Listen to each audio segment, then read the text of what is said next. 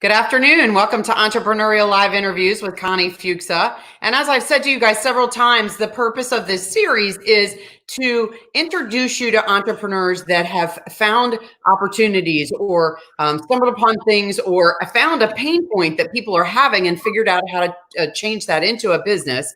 And also people that are working within businesses that are managing people and running those businesses. And the purpose of it is to share their stories with you, because I think we all get in the situation where we have a rut. We have a stopping point. We hit a brick wall, and sometimes our brain just talks us out of doing the next step. And so I love being able to share with you guys some amazing people that I've recently met, but also some people that I've known for a really long time that are just doing all kinds of great things and really changing our world. So today is one of those people that I've known for a long time, both in my business that I used to own, but then in a lot of other things that he's been involved in. And I have the amazing, distinct pleasure to introduce you to Mike Benton. Mike, thanks so much for being with us today. Absolutely. Thank you for inviting me. I've been wanting to get on this show because everybody else is on it. So I need to be on it. So thank you. I love it. Well, I've known Mike for a really long time because of the business I used to own and some of the stuff that he does. But he also has a great, amazing coaching career. He's also in public service now. So Mike, tell us all about you. Tell us where you started, some of the things that you've done along your journeys, and where you are right now.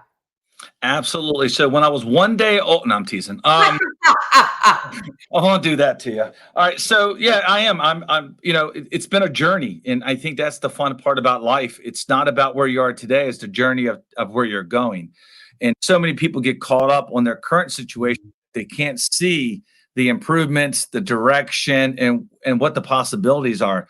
And that's my life. I've had a lot of valleys. Had a lot of peaks. And what I've learned after every valley is that there's a peak, and after every peak, there's a valley. So I've accepted, understanding that. So throughout the years, I've owned multiple businesses.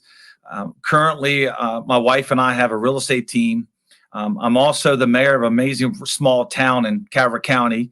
And my true passion is coaching and speaking. And Connie, you and I have gone back a long ways with that. I've been to your events and been following you for many years. And that's another reason why I'm excited about being on here. And there's never been a more important time in my 53 years on earth than today, because of the virus and what people are going through. And it truly is how you look at it, you get through this virus. So I'm excited. That is, wow, so much profound information. So I love how you started out by saying very clearly that through every journey you go through, there's peaks and valleys, and after every peak, there's a valley, and after every valley, there's a peak. And that's so important to remember, because I think we all hit those valleys and then aren't really sure how to get out of them. There's a hole there, and we just don't know how to get out of that hole. So share with us a little bit, as you've gone through your career, some of the things that you've experienced that maybe you just really didn't realize you needed to know as you were going along, and where you reached out for that help to get out of those valleys to get to that peak again. Absolutely. I think one of the biggest lessons I've learned throughout my life, and my first job was, I was in the United States Marine Corps, and I served in the Marine Corps, got out, went to work for UPS. And really, those two training facilities are very similar. And what I've learned is I need to focus on what I do and not what others are saying or doing, because I really don't have any control over what they do, but I have 100% of control over what I do. I can only influence them, but I can control me. And I learned that quickly in the Marine Corps, and I learned it at UPS when I got passed over on a promotion and went to somebody else. There was really nothing else I could do. I gave 100%. I'm not a person that says I give 110, because I'm not sure how you give more than 100, but I gave 100%, and it didn't happen. So what I learned was it opened up a door to become an entrepreneur, because at that moment in time, I realized that being in corporate America was not for me, that I want somebody else to dictate when my successes came and when they didn't come. So what I learned quickly is that I am 100% in control. And I need people to be very clear about this. There has never been a president, a congressperson, a senator, a delegate, a county commissioner, a mayor, council member, mom, dad, sister, aunt, cousin has ever caused me to be successful or not successful. What has happened is the environment that I was deciding to stay in has directed my thinking. Wow. Because if you hang around people that smoke, you're probably going to smoke. I'm not putting down smoking. All I'm saying is your environment will help you go the direction you might not want to go. So I learned that quickly. So at that point, I decided that I was going to think for myself and understand that every decision, every valley, every mountaintop was really influenced by my decisions. And I can only pass that on. Gosh, that is some great information. I'm sitting here making notes because, I mean, that's really profound. It's absolutely a fact, but sometimes we all lose sight of the fact that we are really only in control of ourselves. We are the one who just control ourselves, no matter what anybody else does with us. I mean, this virus gives us all kinds of weird things to think about things in a different way. But at the end of the day, we're still in control of what we consume, information, food, everything that we do is totally in our own control if we choose to take that control. So that's really powerful information. So let's talk about you and doing business now. So you you talked about, your mindset and some of those things you learned. But so when you first got out and decided you were going to start a business or you were going to be an entrepreneur, how did that look? What did you decide to do? Where did you take that? Well, I didn't have a clue. Back then, information was not as readily available as it is today. I think today is the easiest time in history that I've been around for 53 years that you could start a business because information is free. I mean, just plugging into your podcast and plugging into your information is free. You're not charging anybody. And it's unlimited information. You got to be careful because there's a lot of shiny objects. So people get caught up in the wrong stuff. But, I really didn't know what I wanted. I just knew that I didn't want somebody else to dictate my successes or failures. Now I can say that. Back then I didn't. So I got into construction. I built multiple companies in construction. And then one day I found out that my decisions allowed me to lose everything. Bankruptcy, house, home. I mean, you name it. It all went south. It was me. It was 100% my fault. So I borrowed a couple dollars from somebody and I got my real estate license. And I made a phone call to a local agent at the time, and I started selling real estate. And then it went from selling real estate to saying, hey, we could do this on our own. So we left this big company. We started our own company.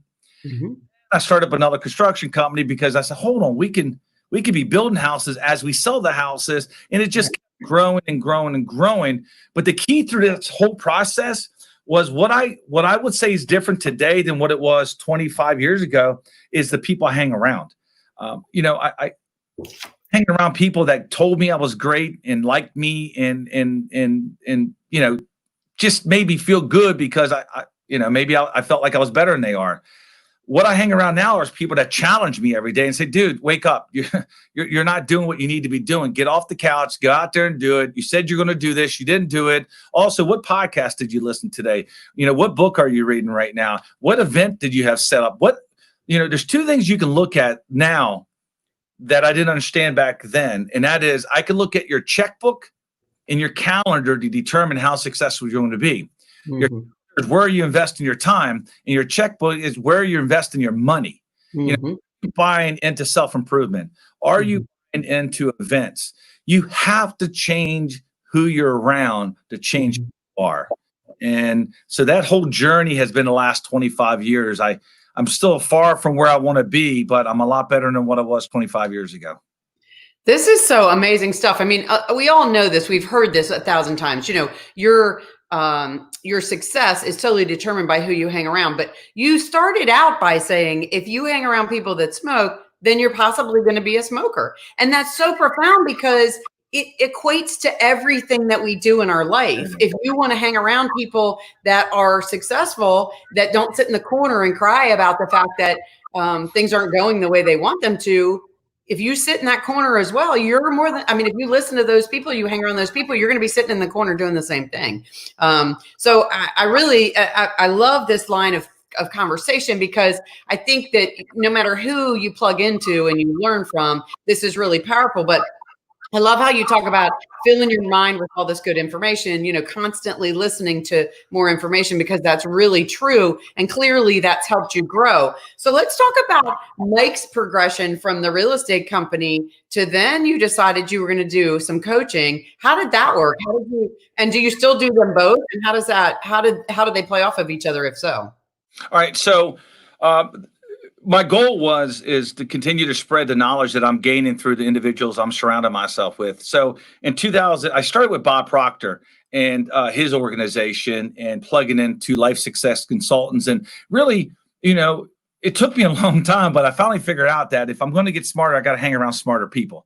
And as I learned through Bob, and then in 2010, I joined up with Bob Burg, who's the author of The Go-Giver, who talks about the 5 laws of stratospheric success, and who is still a very, very dear friend of mine. And I'm still a coach with him and his organization.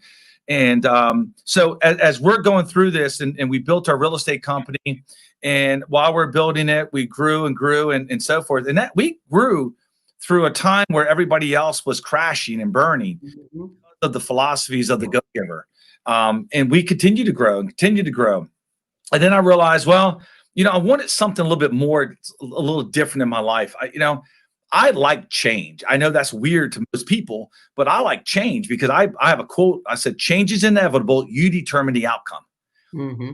You're going to change. I was stretching this morning. I'm 53 and I was stretching and I heard cracks and crinks and I couldn't, 20 years ago, I'm flexible. Now I'm like, man, I'm struggling just to sit down. And so change is going to happen. So as I was moving through the coaching, I decided that there's many so-called gurus out there, but really what really fascinated me was coaching through, through positive affirmations, through changing the way you think. And if you don't believe it matters, go on Facebook at any given time, at any given day, and listen and look at the rhetoric that's out there.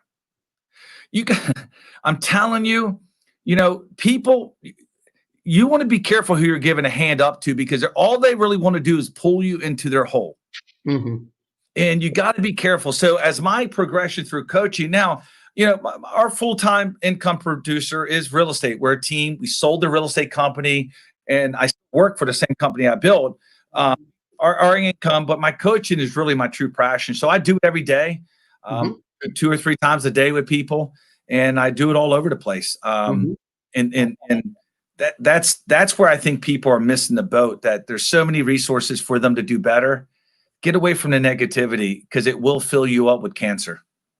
So a couple of things you talked about earlier in our conversation, you talked about, your first construction company and how that failed, but we also talked about this peak and valley thing. And the one thing I'd like to point out is, so you got into real estate and then you started a construction company again. So obviously you learned some things from that failure, and you didn't let it hold you back to not getting into something else.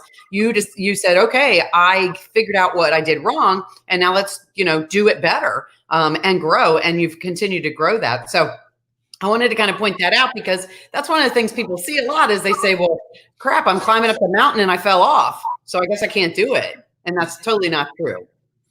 It's 1000% not true. So when, I was already bit, I already, saw what doing it wrong looks like.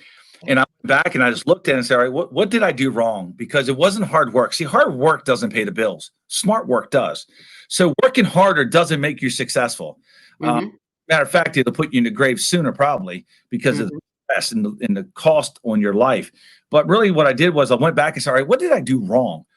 That was when I knew that I learned, because I said, what did I do wrong? I didn't say, what did somebody do to me? Yeah. I said, what did I do wrong? And I started making notes. I started journaling. I started tracking down. And I still do that today. Each week I do a checkup from the neck up. After 168 hours, I said, what went well? What didn't go well? Look at my calendar, and I highlight it with different colors. And I look at it and go, all right, how did you do this week? What went well? What do you have to change? Here's why. I'm 53. That means I've lived longer than what I have left to live, basically. You're only living to 100? 107. I'm trying to, but he's already got this mapped out too, guys. So we're getting that right. I have it on my phone as a countdown. So 100. That's great. I love it.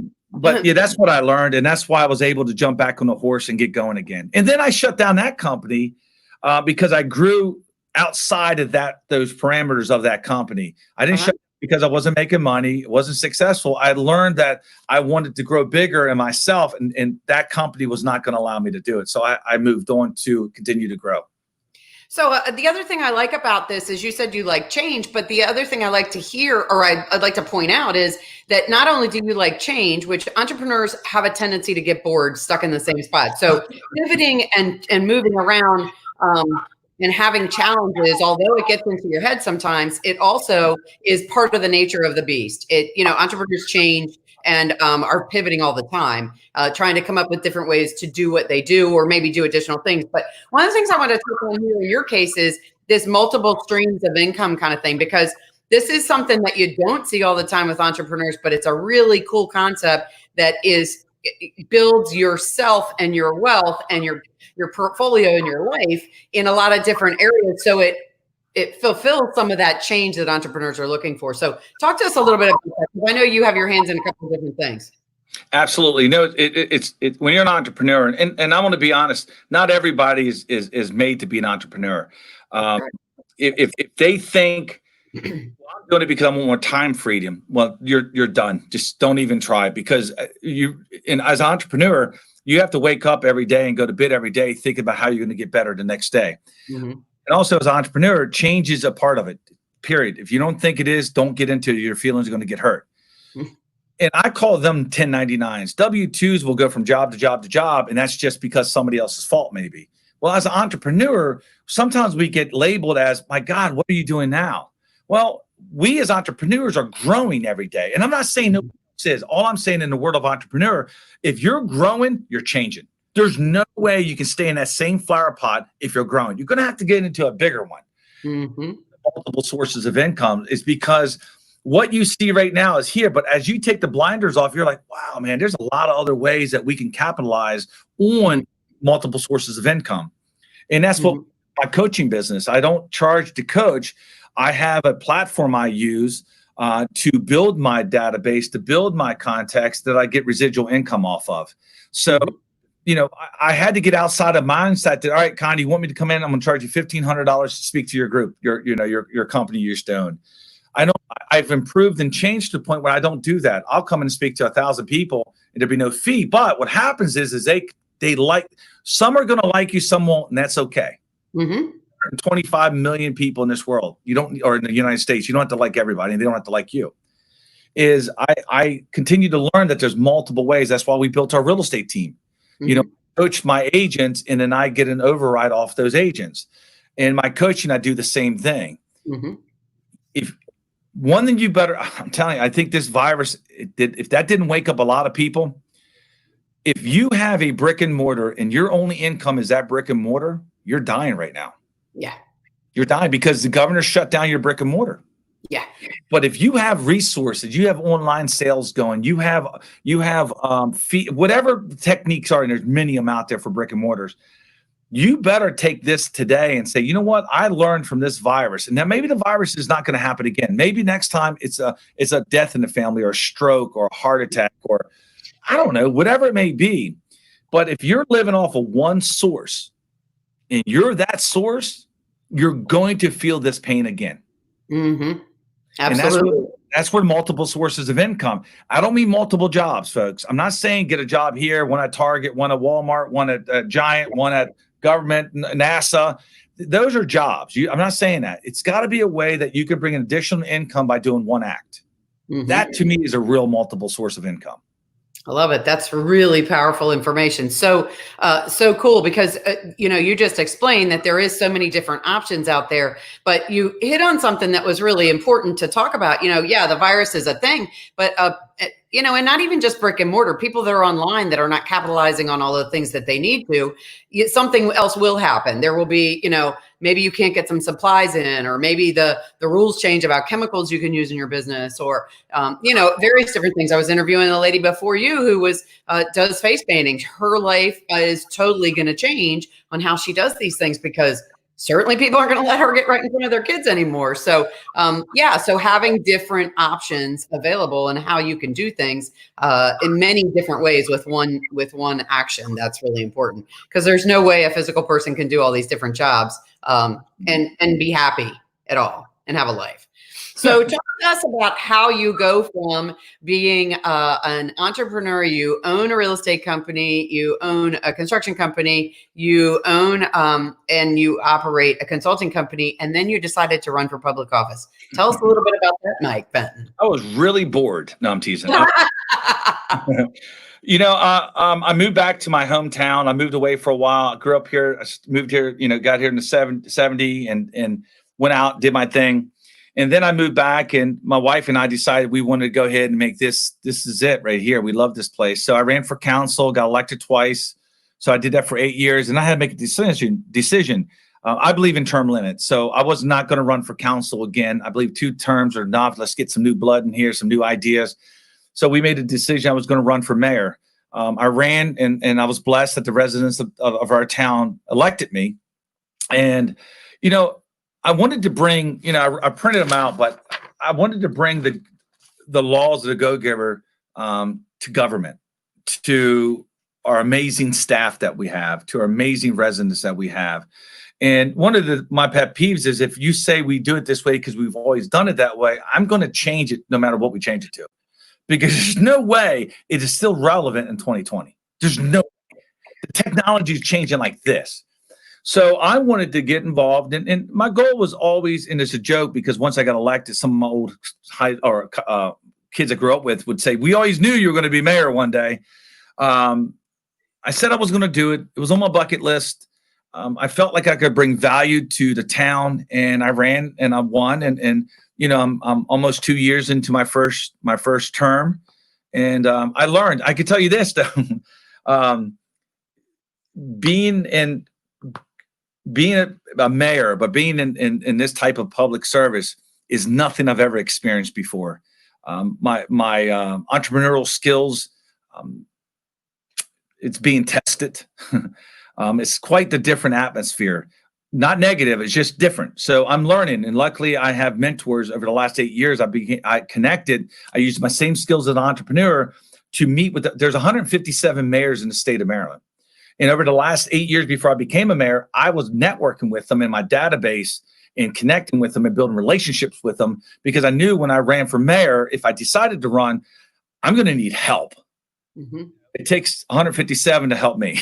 So it's been a little easier for me because I've networked over the last 8 years, and I've got friends now that look out for me. And I have an amazing staff. All my staff, you know, we agreed to disagree, and I support them and they support me. So it's been a fun 18 months. That's fantastic. So I want to touch on the mentorship concept, because it's something that we talk about in almost every interview about this mentorship concept. Because as an entrepreneur, a business owner, a business leader, a person that runs, you know, as a public office even, you know, this is a crucial part of growing in your life. Because I think one of the things that people in business don't always understand is, especially ones that are in like their solo business, is that it takes a village. Like there's people out there that are doing things you want to do, and you have to not be afraid to ask them for help, because it's not weak. It's not that you are showing some kind of weakness. It's actually what's going to make you successful. Talk to us a little bit about that. Where did you learn that was a good idea? And tell us how it's helped you in your various different positions. A couple months ago, maybe longer than that now, I don't know how long it's been, say 4 months ago, I don't know. I did a talk for Leadership Southern Maryland, and it was focused on mentorships and how to find a mentor. And I think finding a mentor is the smartest thing you can do in your life, as long as they're the right mentor. Yeah, and what they're doing and how they're doing and how they're living meets what you want, not just because of one part.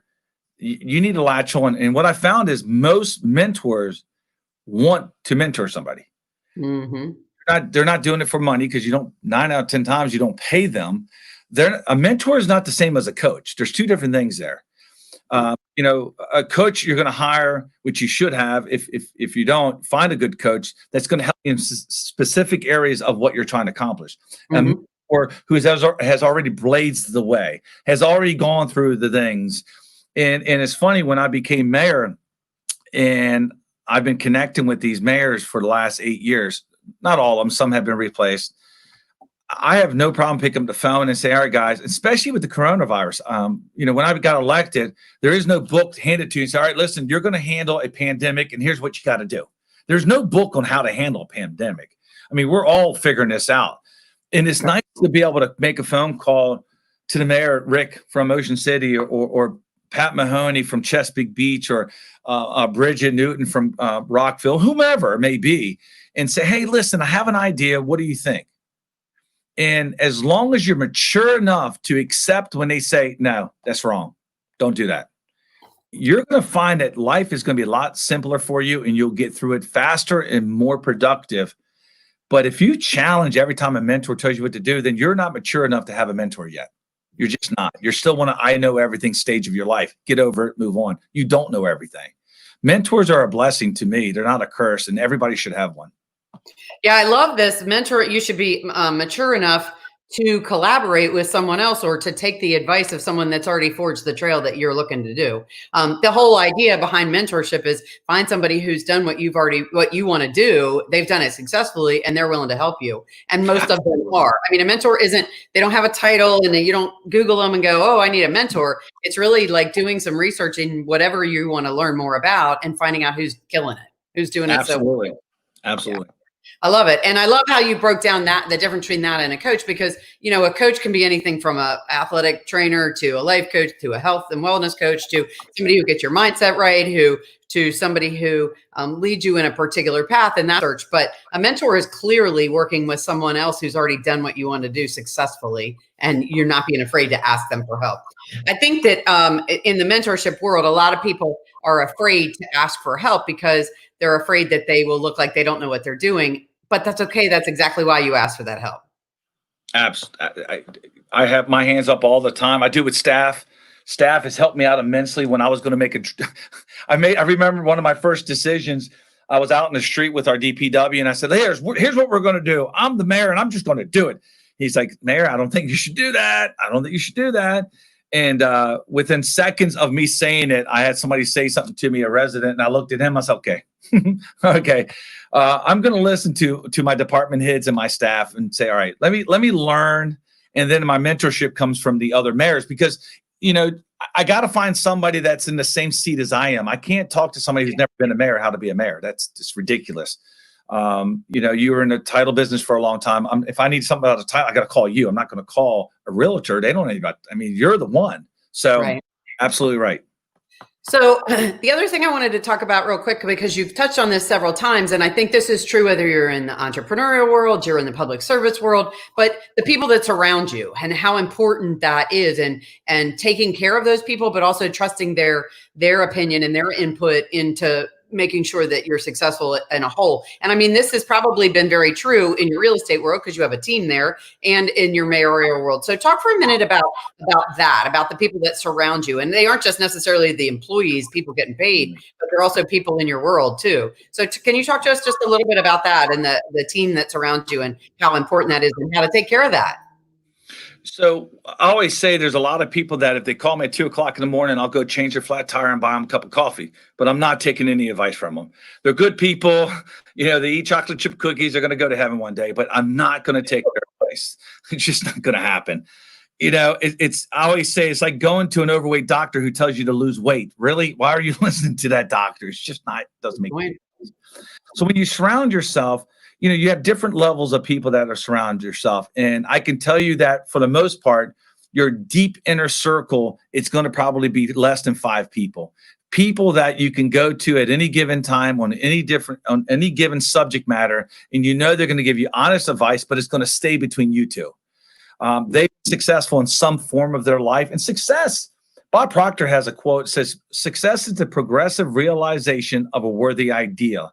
An idea is an idea you can fall in love with. And so when I look at success, it's not about money. It's not about a house, not about cars, not about businesses, not about vacations. It's are they fulfilling their happiness in their life? Life is too short to be chasing BS. Mm-hmm. Mm-hmm. So when I look at the people that I've surrounded myself in the inner circle, and I look at it as multiple levels like a dartboard, you got that key group. You got that key group that's going to be there at any time to tell you the truth. Mm-hmm. Continue to go out, you're going to eventually get to those people that you'll help them if they're in bind, but you're not hanging out with them. They're good people, you like them, but you can't really communicate. It's hey, what book are you reading now? There's no book. Oh, I'm watching Netflix. Or it's just a different. They're still good people. They're just your different wavelengths. You can't communicate. So I have a very few inner circle ones I could depend on and trust to give me that advice when I need them, but also I can learn by their actions. Words speak loudly, but your actions is really what I care about. Yeah. Like, yeah, let's go ruck. I do a lot of rucking, which is a backpack with weight in it. And we do a lot of miles, and I have a group that I could do it with, because most people won't be willing to do it. But the point is that there's a specific group that I surround myself with to get the proper information when I need it. Mm-hmm. And you better be very careful who you let inside that inner sanctum, because some people just want to screw up their days. Yeah, I got it. So many good pieces here, Mike. Just so much good information. So as we wrap up, tell us, do you have any kind of, give us any kind of program you're working on, any kind of nonprofit that you work with that you want to give a shout out to, any kind of thing coming up in your business that you want to share with us, something that you have going on? Well, I don't have any projects right now. I will tell you, as we continue to go through this COVID-19, it's not going to go away anytime soon. What we do know is that there are people losing their lives. There are businesses being affected. But at the end of the day, you have to make a decision. So what I like to pass on is two things. Number one is love for you to connect with me on my Facebook page. I have 3 of them. Really, the only one I want to pass on today is my master referral training one. And really what I put is good tidbits out there. I do a lot of Facebook Lives. I answer questions. I help businesses get through hurdles. There's not too many things I have not experienced with my multiple businesses that you will come across. I've lived pandemics. I've had businesses in 9/11. I've had, you name it, I've been through it with business. So I can give you some great resource.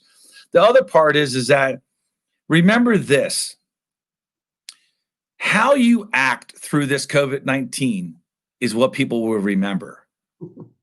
COVID-19 will go away, such as many other issues in our society, viruses and so forth. But how you act right now is so important. The way you lead, the way you communicate, the way you talk is going to be remembered a lifetime. You're going to either attract or detract right now. I know, because I've unfollowed 10, 15, 20, 30, 50 people so far on social media based on their words and how they're acting right now. So maybe you don't think people are paying attention, but guess what? They are. So be very careful in what you're doing from this point on how you're going to treat the situation we're going through right now, because one day, a year from now, we're going to be through this, but your reputation might take a lifetime to ever get back. Yeah, that's powerful words. Good information, Mike. Thank you so much for all of this good information. Lots of, I have just pages of notes here that were just so many good pieces that you gave us, and really just very helpful. What this series is all about, really thought-provoking, good, helpful information, and also the great ways where people can reach out and be in touch and stay in touch with you, because obviously you're continuing to offer good information as well, and helping people get through some of the struggles that may come along. So I can honestly say, I've known you for a long time, and I knew how great this was going to be, but this was even better than I expected, and I just can't thank you enough for sharing all these great nuggets, all of your personal information, struggles, successes, and deep thoughts. That was very important. Thank you so much for your time, Mike. Thank you for having me. I look forward to seeing other episodes.